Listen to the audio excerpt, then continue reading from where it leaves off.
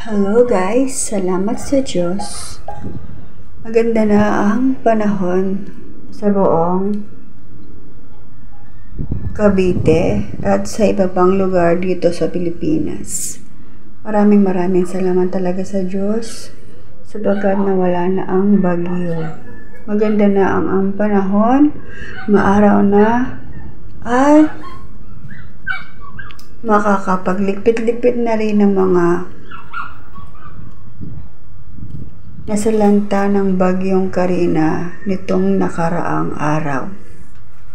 Parang mahihalin tulad mo rin pala ang bagyong Karina doon sa dati, ilang years na ang lumipas, yung bagyong Ondoy. Mas malala nga lang ang sinapit ng mga kalapit natin mga bayan. Tulad ng bayan sa Bulacan. Grabe talaga yung kanilang dinanas. May awa ang Diyos at makakaraos din sila. Hindi sila pababayaan ng Diyos. Ayan, napakaganda na talaga ng araw at napakaganda ko, diba? Charot. Pupunta na pala ako niyan sa tindahan ni Ate Baby upang bumili ng aming ulam sa tanghalian. At dahil Friday ngayon, syempre, ang ulam ng mga tao pag Friday, ang pambansang ulam at pang Friday na ulam. Syempre, ano ba di ang munggo. O, diba? Yan, ayos-ayos pa ako niya ng buhok. Akala mo naman gaganda pa. Oy, meses. Wala ka ng pag-asa. Char. Ayan muli na naman sumisilay ang aking puting buhok. Sumisilip na naman, nagpapapansin na naman, nagpapaepal na naman yung puting buhok ni Meses. Ayan, andyan ako sa park. Ang maganda naming park na may palaruan. Yan, minsan ay naglaro na kami dyan, nagbalik batang isip. Ay, nasarap ng hangin, napakalakas ng hangin. Mainit-init na pero ang hangin ay umahampas pa rin. Malamig pa rin ang simoy ng hangin.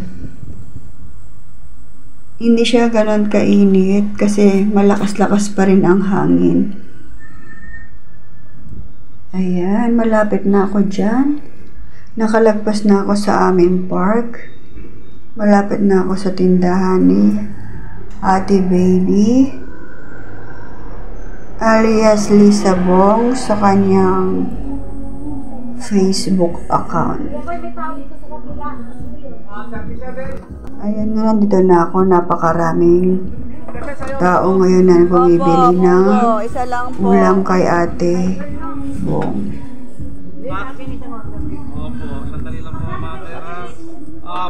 Bumibili na ako dyan ng munggo. Good for the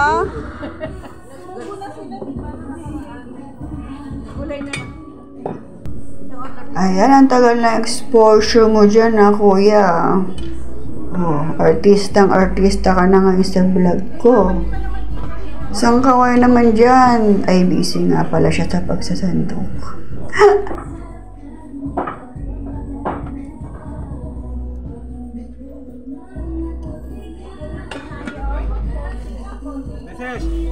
Munggo isa. Yan lang. Ayan po, tapos na ako nakapamili ng aking ulam. Pati doon kay Manang sa phase 2. Bumili ako doon ng luncheon meat. Para pang terno sa aming munggo na ulam. Yan, kailangan natin maging matipid para magkasya ang ating budget. Muli ay nandito na ako sa park, o diba? Ang ganda-ganda na ng araw. Sikat na ang araw dito sa amin. At very thankful talaga kay Lord.